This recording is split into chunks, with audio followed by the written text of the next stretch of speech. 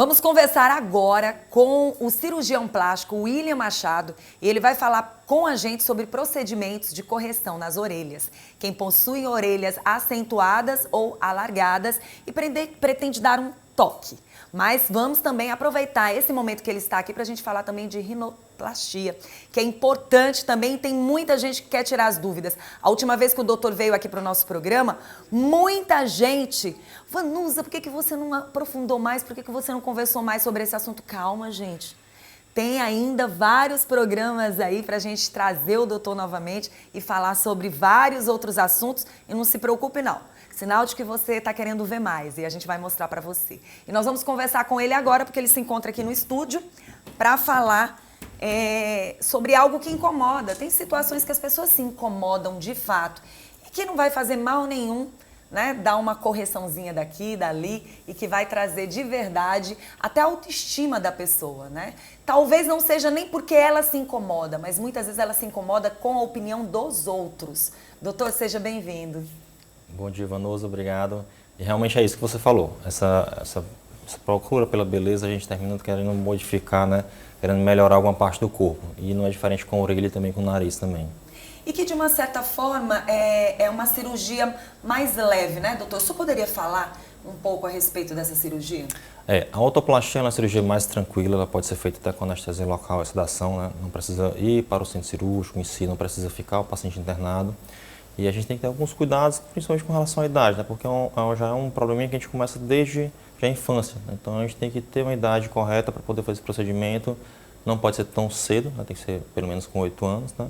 Para poder fazer essa cirurgia. Eu imaginava que nem poderia fazer ainda na infância, que seria importante ou as pessoas tivessem que fazer logo depois da adolescência. Não, pode ser feito na infância. O que eu recomendo? Se, por exemplo, a paciente tem um filho e esse filho tem a orelha um pouco aumentada, orelha de abano, mas o filho não se incomoda. Então, muitas vezes os pais querem corrigir um defeito que o filho nem está preocupado. E tem crianças que já se incomodam, que tem aquele bullying que tem na escola, que vê que as amigas são diferentes, né? Então que ele se preocupa em querer fazer a cirurgia, querer modificar, que eu acho que é o mais indicado. Então, para a criança que não se preocupa, eu acho que não vale a pena submeter um procedimento cirúrgico para isso. Mas para a criança que realmente já tem aquela visão, já tem aquele bullying, eu acho que já seria indicado. Pronto, então assim, olha, o que o doutor está falando é muito importante, viu, mãe? No lugar da mãe ou do pai ficar com aquela preocupação, talvez o seu olhar seja a grande preocupação, deixa que a criança perceba, para que ela viva o momento dela e depois, quando ela tiver um entendimento, se for do desejo dela, ela mesma pode partir para essa cirurgia. Agora, doutor, a respeito da cartilagem, vamos falar mito ou verdade? Então, na infância não tem nada a ver. Com relação à cartilagem... Isso.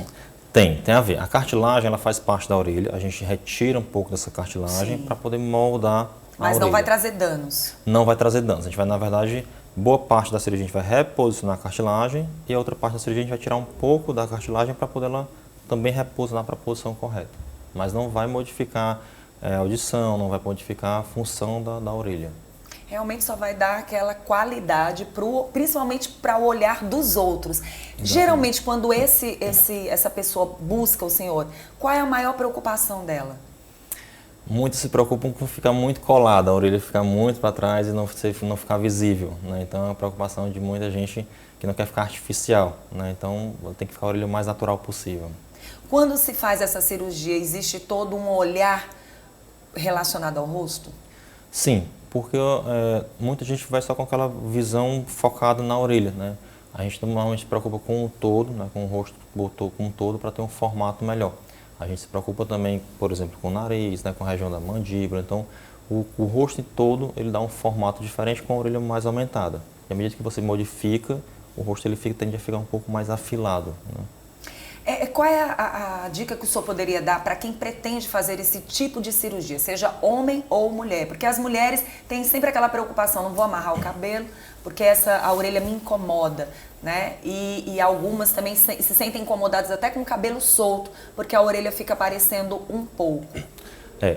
A primeira orientação, a básica, né? Procurar um profissional qualificado. Então, cirurgiões plásticos, você tem uma carreira bem consolidada para chegar onde a gente chegou, né? Além de ser cirurgião plástico, tem que ser credenciado pela Sociedade Brasileira de Cirurgia Plástica, então tem que ter uma qualificação para fazer esse tipo de procedimento. É um procedimento que a gente conversou simples, um procedimento rápido, mas é um procedimento bem delicado, né? Então tem que ser dados os pontos nos locais corretos, tem que ser retirada a quantidade de cartilagem correta para não ter deformidades. Já peguei pacientes no consultório com algumas deformidades pós-cirúrgicas, tá? Alguns por falta de cuidado, alguns porque pontos abriram, porque infectaram. Então são complicações que podem acontecer na cirurgia. Então quando você procura um profissional qualificado, essas chances de complicação diminuem. E é isso que o paciente tem que ter em mente quando for fazer um procedimento cirúrgico. A gente sabe que é uma cirurgia estética, mas existe pessoas que devem ficar atentas a esse tipo de cirurgia, quem pode, quem não pode, e existe alguma situação que, olha, nesse momento você não vai poder fazer?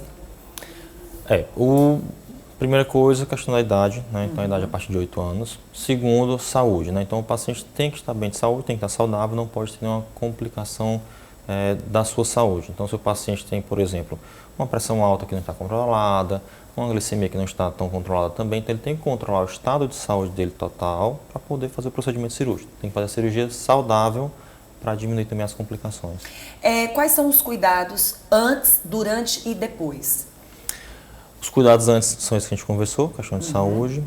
Durante o procedimento, a gente também conversou com o profissional qualificado, fazendo um ambiente adequado de higiene, né? Então tem que ter não precisa ser o procedimento numa sala cirúrgica, mas tem que ser uma sala adequada.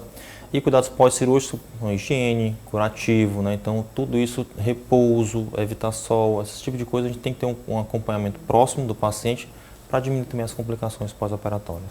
Bom, as pessoas dizem que nariz, se você ficar mexendo muito no nariz, as pessoas que têm problema de alergia, elas às vezes têm aquela mania de levar o nariz ou para a direita ou para a esquerda, enfim.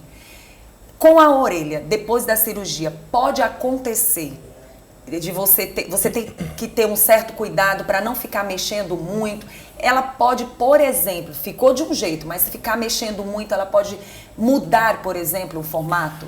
Vanusa, pode, porque assim, são dados pontos na orelha para poder, como eu falei para você, para reposicionar a cartilagem. A cartilagem tem o que a gente chama de memória. Então, por que quando você mexe o nariz várias vezes por dia, o nariz ele não fica torto? Porque a cartilagem ela tem aquela memória de moldar e voltar para a posição. A mesma coisa com a orelha. Mas se você ficar mexendo muito na orelha depois da cirurgia, aqueles pontos que foram dados podem fragilizar. Então a cartilagem pode abrir um pouco mais e você voltar um pouco a deformidade da orelha. Tanto é que quem faz a cirurgia, a gente pede para evitar um pouco essa máscara que pega aqui atrás da orelha.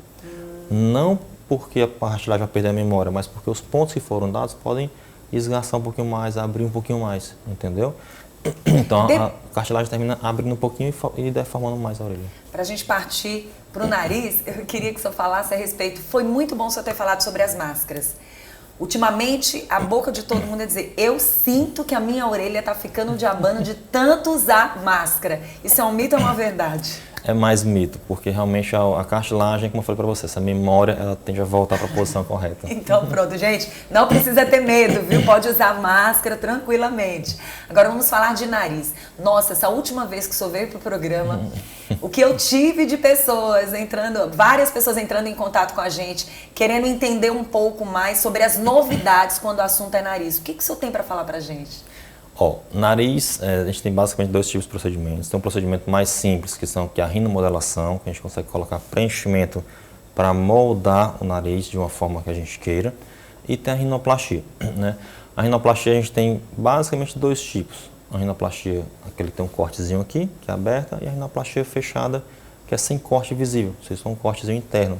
Então essa rinoplastia fechada ela é um pouquinho melhor para o paciente. O trauma cirúrgico é menor, a recuperação é um pouco maior, então é a mesma cirurgia, um pouco menos traumática. Né? Então a gente tem essa opção hoje que eu vejo como se fosse uma coisa mais moderna. E no caso aí é estética mesmo, né? É a questão da estética.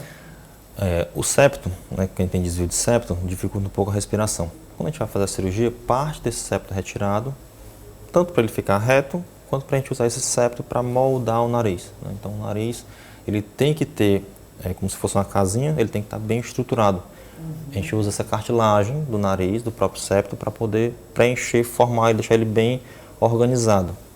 Então, a gente, na cirurgia, a gente alia tanto a parte funcional quanto a parte estética. Então, esse septo que é retirado, ele vai ficar mais alinhado e o paciente vai tentar tender a respirar melhor no pós-cirúrgico. Existem pessoas que dizem assim, olha, na minha infância, na minha adolescência, na minha juventude, eu tinha um nariz mais assim. E, de repente, com o passar do tempo, eu percebi que meu nariz não está mais do mesmo jeito. A pessoa pode também, através de uma foto, da época ainda da juventude, fazer com que o nariz fique da forma como era. Sim, a gente tem muitos filtros hoje que modificam o nariz, né? Que o paciente às vezes aparece com filtro, olha, eu quero ficar desse jeito. Alguns pacientes têm limitações, né? Então, às vezes eu peço até para o paciente trazer uma foto para entender o que o paciente quer, até a gente pode alcançar de resultado. Como você falou, com a idade, realmente o nariz ele modifica. Normalmente a pele da ponta, principalmente, fica um pouco mais grossa, né? O nariz fica um pouco mais alargado e ele tende a ceder, cair um pouquinho mais com o passar da idade. A gente consegue reverter isso daí, a gente consegue melhorar um pouco a pele, a gente consegue diminuir o tamanho da ponta, né? E afilar mais o nariz. Mas algumas coisas a gente não consegue modificar para cada paciente. Então, é por isso que é importante essa questão da consulta, né? O paciente tem que ser analisado cada um individualmente para ver o que é melhor. Se é a remodelação, se é a rinoplastia, tá? O que a gente pode modificar do nariz, porque tem muita gente que tem a expectativa irreal. Às vezes o paciente quer aquele nariz do Michael Jackson, aquele nariz pequenininho que não dá para alcançar, né? Então a gente tem que ter um pouco de noção do que você pode alcançar. Tá? Quando a gente fala de cirurgia plástica, qual seria a dica, especialmente para quem está em casa? Por mais que o senhor não seja um psicólogo, mais relacionado à parte estética, muitas vezes você não vai ter como voltar e ter... A gente percebe que tem gente que faz uma cirurgia, não ficou satisfeito, faz a segunda, não ficou satisfeito, faz a terceira, não ficou satisfeito, e aí vem para a autoestima.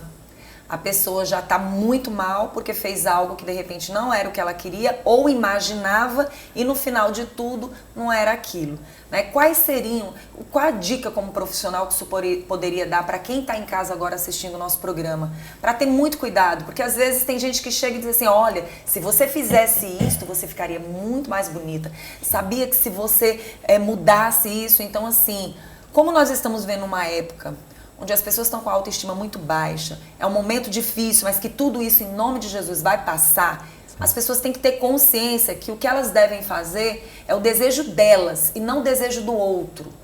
Exatamente. Qual seria a dica que o senhor poderia dar nesse exato momento para quem pensa em cirurgia, mas que deve ter um cuidado todo especial? Vanusa, a principal cirurgia que eu acho que o paciente tem que ter, inicialmente, é procurar mais de um profissional. Se informar bem da cirurgia que ele vai fazer. Justamente por isso que você está falando. Ele tem que ter uma expectativa, uma perspectiva de realidade. Às vezes você está com autoestima baixa, você quer modificar o seu corpo, mas você não tem aquela norte do que você vai ter. E a gente tem hoje vários profissionais que não são habilitados modificando o nariz, que a gente acha que é uma coisa tão simples e não é. Então, quanto mais informações você tiver do procedimento, quanto mais você procurar vários profissionais capacitados, habilitados, mais você vai ficar tranquilo para saber o que você pode modificar no seu nariz, o que você vai ter de mudança, o que você vai ter de mudar no seu rosto. Então, é a mudança na sua face, a mudança no seu visual, a mudança na sua vida. Né? Então, você tem que estar bem tranquilo para aquilo que você vai fazer. E quanto mais informações, menos surpresas você vai ter no futuro. Né? Então, é isso que a gente tem que estar bem tranquilo quando vai fazer esse tipo de cirurgia. Perguntei isso para o doutor, gente, porque aqui em Teresina a gente tem que ter consciência que existem excelentes profissionais, mas como em todo lugar, a gente tem que ter cuidado, porque às vezes você não quer mudar, né, o seu rosto, você quer dar uma melhorada, fazer com que você tenha realmente, que as pessoas olhem para você, mas que elas não percebam que você mudou algo, mas que você está melhor. E o Dr. William, a gente tem sempre essa preocupação de trazer bons profissionais aqui para o programa, pela seriedade, pela responsabilidade e pelo desejo de querer ver você bem. Porque, na verdade, é um cartão de visita este paciente, esta pessoa que passa pelas mãos de um bom profissional. Porque vai levar à frente a qualidade do profissionalismo de vocês também, né, doutor? Sem dúvida nenhuma, exatamente. Como eu falei para você, cada vez mais hoje em dia, tem muitos profissionais mexendo com o nariz, né? Então, você às vezes chega num profissional que você nem está preocupado com o nariz, que ele quer fazer um procedimento no seu nariz. E às vezes você termina fazendo uma coisa que você não está nem procurando, nem quer. Então isso aqui tem que ser bem pensado, bem programado, tá? Para poder você não ter surpresa realmente. Doutor, quem quiser entrar em contato, quem quiser fazer uma visita para ter mais informações, como é que faz? O principal meio de comunicação é o Instagram, a a rede social é o mais fácil, né? Lá tem os WhatsApp da clínica, tem endereço, tem tudo direitinho para a gente se comunicar melhor. Tá certo, doutor, muito obrigada pela sua presença. Tá aí, gente, olha, eu particularmente penso o seguinte, se tem algo que não tá legal, vamos mudar, mas vamos mudar pra gente se sentir bem. Não para agradar o outro, porque no final de tudo, eu quero dizer para vocês que não existe a mulher mais bonita, não existe um homem mais bonito. O que existe, na verdade, é o amor verdadeiro, né? O que existe, na verdade, são os valores que muitas vezes eles não aparecem. Você tem que tem que estar bem com você para você, não para o outro. Porque em algum momento da sua vida você vai se decepcionar. O que você quer? Que a pessoa goste de você pelo que você é ou pelo que você está mostrando ser? Toma cuidado, tá bom? Você pode se decepcionar.